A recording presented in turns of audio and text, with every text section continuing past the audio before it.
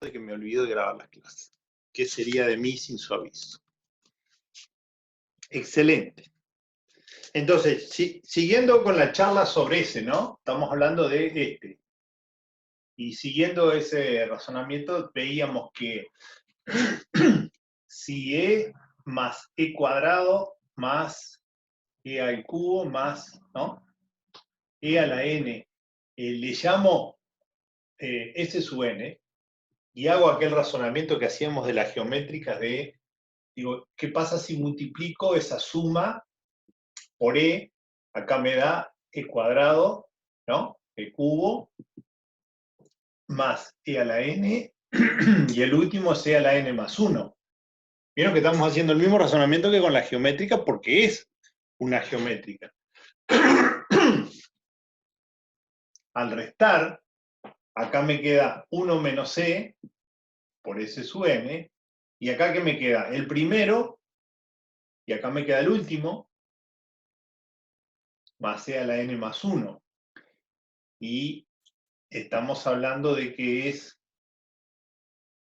e, ¿no? Podríamos sacar acá 1 menos e a la n sobre 1 menos e.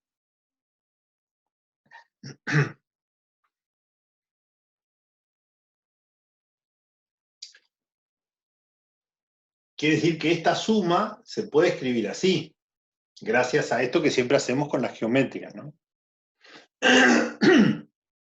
Pero ¿qué pasa? Es una geométrica donde la razón, al ser un número mayor que 1, cuando hago el límite de s sub n, me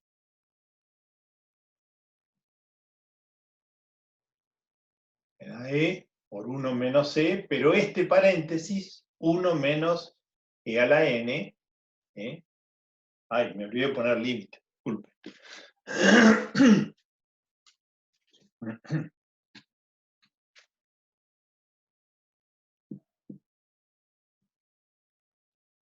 Ahora sí. Ahí está. Nos da menos infinito.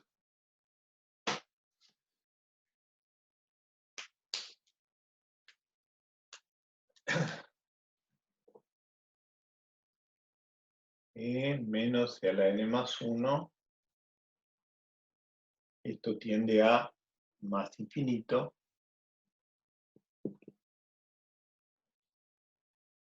Y este número es negativo. Entonces me queda este paréntesis que tiende a menos infinito por este número negativo. Es negativo porque el denominador es negativo, ¿no? Entonces, negativo por menos infinito me da más infinito. Más infinito. Ahora, no es novedad que daba más infinito, pero lo interesante de esto es poder escribir esa suma que tiene puntitos suspensivos, al ser una geométrica, escribirlo por una formulación en n. Entonces ahora sí puedo encarar lo que Diana decía de hacer el límite de e a la n, y ahora la suma, suplantarla por e sobre 1 menos e por 1 menos e a la n, y ahora sí voy a poder hacer el límite y sacarme la duda si esto tiende a 0 o no tiende a 0. Profe, ese ya se puede aceptar. Ah, perdón, gracias. ¿Ah?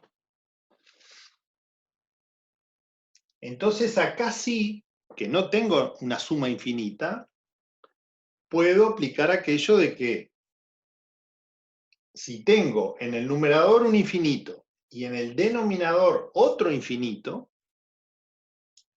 tomar en el denominador, porque en el denominador tengo una suma, el de mayor orden, ¿no? Entonces digo, bueno, ¿y acá quién tengo de mayor orden? Y si multiplico esto por esto, me da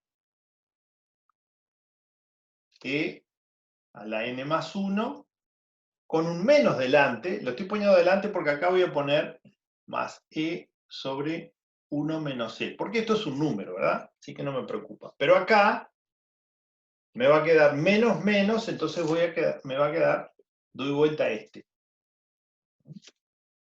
No sé si se entendió lo que dice. En lugar de poner 1 menos e, y el menos acá, este es negativo, con este negativo me va a quedar positivo.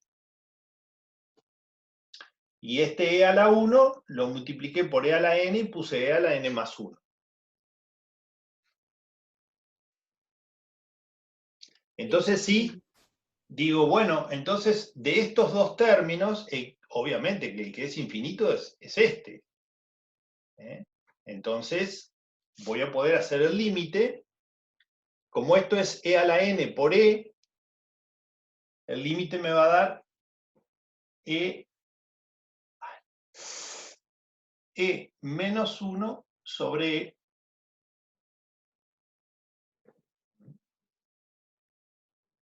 Capaz me apuré por aprovechar el pizarrón, pero fíjense lo que hicimos fue lo siguiente. Arriba e a la n, estamos de acuerdo. Y abajo, este que está dividiendo pasa multiplicando. Está dividiendo acá. ¿Y acá qué pongo? E a la n por e. Entonces simplifico y me queda e menos 1 sobre e. Y ahora sí vamos a lo que dice Diana. ¿Qué pasa con el límite del término general de esa serie? O sea, el límite de e a la n sobre e no da 0. ¿Por qué? Porque nos dio este número.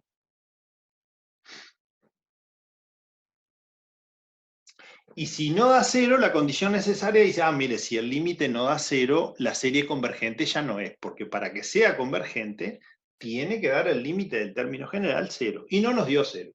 Nos dio ese número ahí que no importa, es un número positivo, pero nos dio ese número. Entonces convergente no es. Y bueno, pero como la serie es de términos positivos, si no es convergente, tiene una sola chance, la serie es divergente. La serie es divergente. ¿Se entendió? ¿Más o menos? Sí, profe. Ojo, repito, esto lo pudimos hacer porque el denominador es una sucesión geométrica. Entonces la suma de una sucesión geométrica, gracias al procedimiento que hicimos en teórico para cualquier geométrica, la podemos formalizar mediante una expresión que depende de n.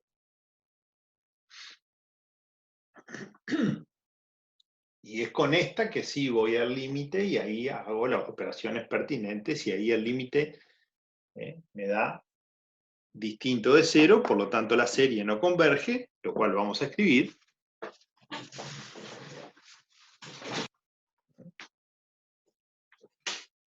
Porque si no escribimos,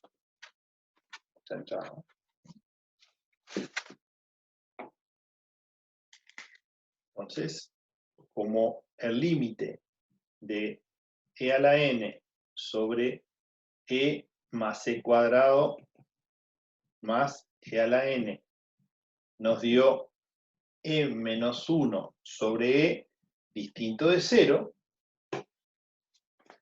sigma e a la n sobre e más e cuadrado más puntitos e a la n no converge por condición necesaria de convergencia. E a la n sobre e más e cuadrado más e a la n es estrictamente positivo para todo n, entonces sigma e a la n sobre e más e cuadrado más e a la n es divergente. Pero claro, tuvimos que descubrir primero el límite con el procedimiento que señalamos recién, para luego poder afirmar eso que estamos afirmando, ¿verdad?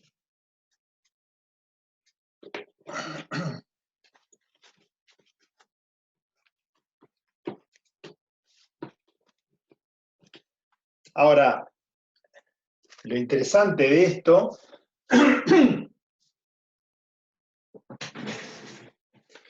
es algo que comentaba creo que Fabricia en la otra clase, y es que esta serie, concretamente la que estamos hablando del 7, que supuestamente estaba ubicada para clasificarla por comparación, la terminamos comparando, haciendo, bueno, las observaciones que hicimos, pero no usamos para nada comparación. ¿Se explica? Sí. Podríamos preguntarnos, bueno, pero si está ubicada acá, capaz lo que quieren es que lo hagamos por comparación, o por lo menos nos podrían decir, como comentamos la otra vuelta, clasifique la siguiente serie por 2 procedimientos distintos. Está, la tengo clasificadas divergentes. Entonces ahora vamos a intentar clasificarla por comparación, así nos quedan 2 procedimientos distintos.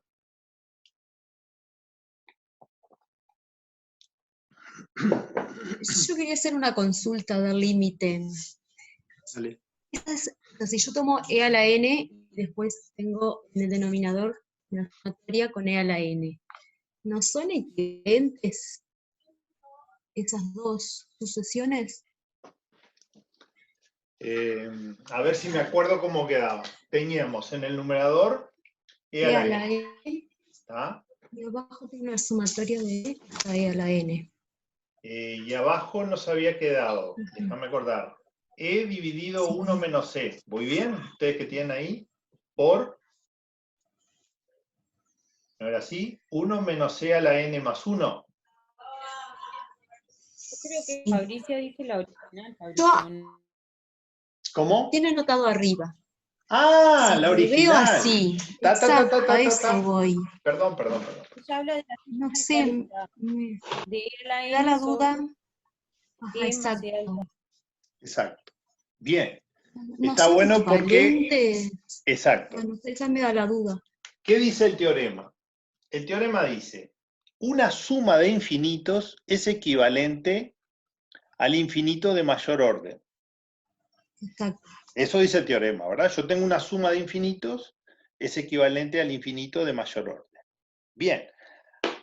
Ahora, si tengo una suma, vamos a poner una pavada para ilustrarnos. Si yo tengo n cuadrado más 3n menos 6, ¿tengo una suma de infinito? No, no tengo una suma de infinito porque este pobre desgraciado no es un infinito. Pero es válido también porque, como decía Diana hoy, ¿qué hago? Saco n cuadrado del factor común, que es la demostración clásica, ¿verdad? Acá me queda un 1, acá me quedan, ¿qué me van a quedar? Y me van a quedar infinitésimos.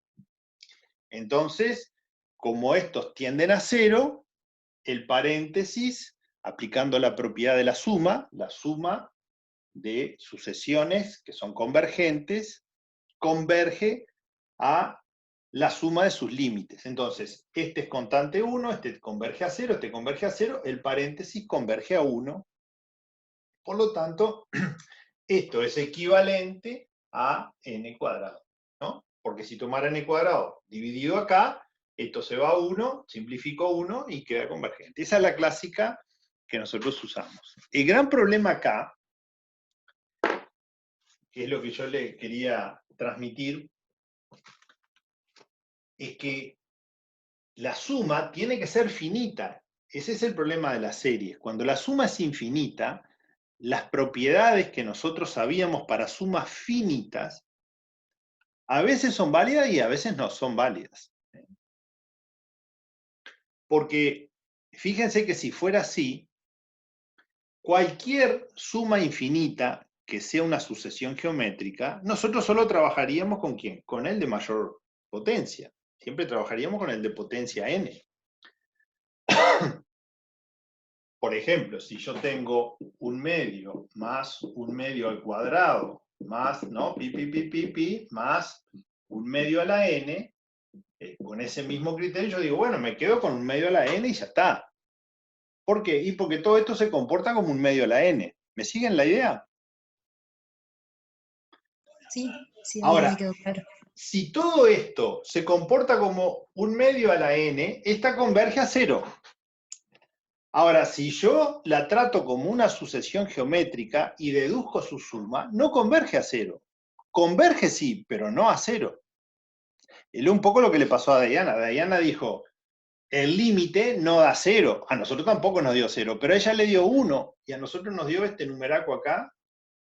Entonces llegamos a la misma conclusión. La serie es divergente. ¿Por qué? Porque por condición necesaria el límite no dio 0. Pero el tema está acá. Cuando las sumas son infinitas, y lo vamos a ver dentro de unos días cuando veamos serie de términos cualesquiera, o sea, no serie de términos positivos o serie de términos alternados, sino cuando yo tomo una suma que tiene términos de cualquier signo o no. Lo insólito es que ni siquiera se cumple la asociativa, o sea que si yo los cambio de lugar, la suma da distinto. Pero repito, lo vamos a ver más adelante. Vamos a ver algún ejemplo porque tampoco es más una curiosidad que otra cosa, no tiene mucho sentido. ¿Ah? Se llama convergencia condicional. Según como usted ordene los términos, ¿qué le pasa a la serie?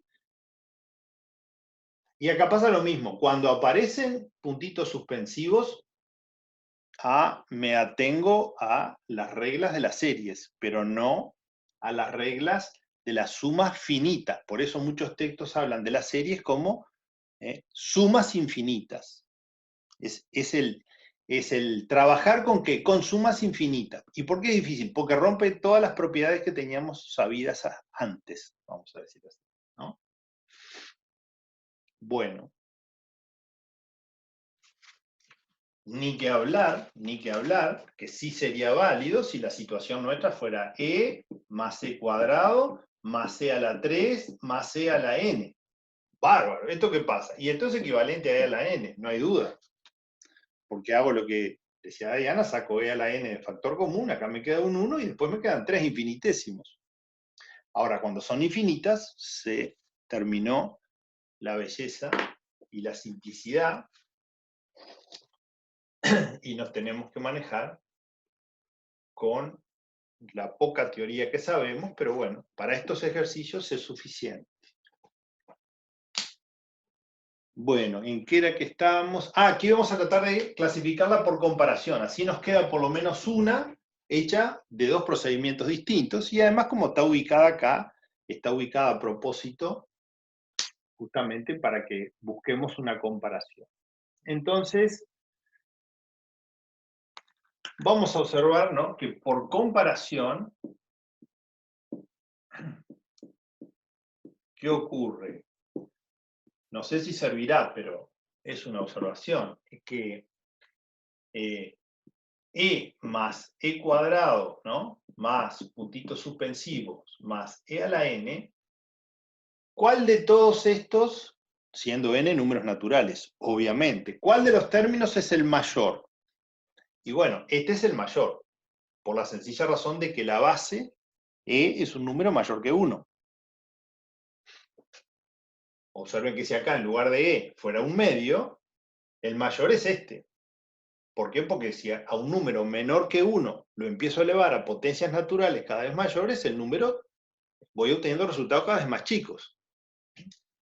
Acá e es un número, y además conocemos como es el gráfico de la exponencial de base e, cuando e a la 1, de acá, e a la 2, e a la 3, este es el mayor. Quiere decir que esta suma es menor que ¿quién? Que si tomamos, en lugar de cada uno de estos, este es menor que ¿quién? Que e a la n. Este es menor que ¿quién? Que e a la n. Entonces, ¿qué hago? Si yo tomo n en e a la n, Multiplico un número por e a la n, número exacto, natural. es n, ¿no? O sea, Sí. si yo en lugar de cada uno de estos pongo e a la n, pongo un número mayor. Por lo tanto, esta suma es menor que esta suma. ¿Se entendió? Y este es igual a e a la n. Pero todos los demás son menores.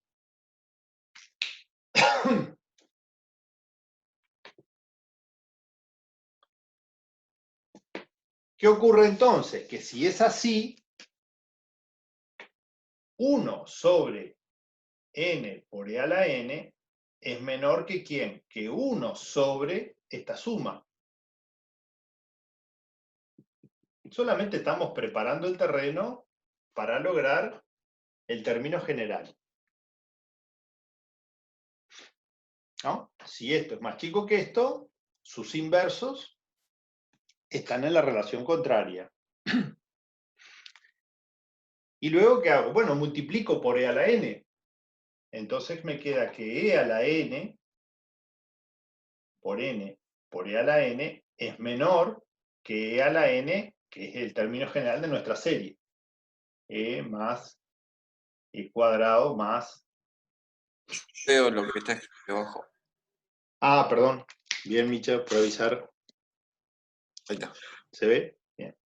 Ahora sí. Entonces lo único que hice fue, a esta desigualdad, como son todas expresiones positivas, lo que voy haciendo no me va a alterar la relación de desigualdad, no tengo ningún problema. O sea, cuando tomo los inversos, no va a pasar nada, los inversos también son positivos, y cuando multiplico por e a la n, también. ¿Y acá qué ocurre? Y bueno, acá lo que ocurre es que esto da 1, e a la n, llegando entonces a que el término general de la serie que me dan para clasificar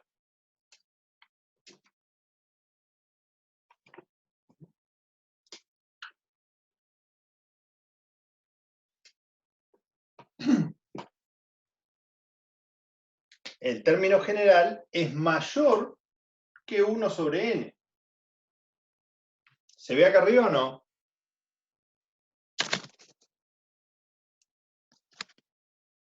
Ahora sí. Bárbaro. Entonces recuerden aquello, si tengo dos sucesiones positivas ambas, ¿no? Comparación directamente, a su n y b su n. Y la menor, la que es minorante, llega a constituir una serie divergente, la que es mayor constituye otra serie divergente. Entonces, como sabemos, por la armónica, de que esta joven diverge, entonces aplico comparación por comparación y sigma e a la n sobre e más e cuadrado más e a la n también diverge, que era a lo que ya habíamos llegado, ¿verdad? Esta oficia de ¿qué? Oficia de minorante. Esta oficia de minorante.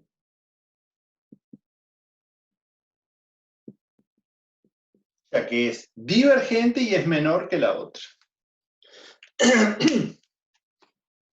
Bueno, lamentablemente ya me avisan de que se nos terminó el tiempo, pero por lo menos le sacamos el jugo a esta, sobre todo con 2 o 3 cositas muy importantes. Primero,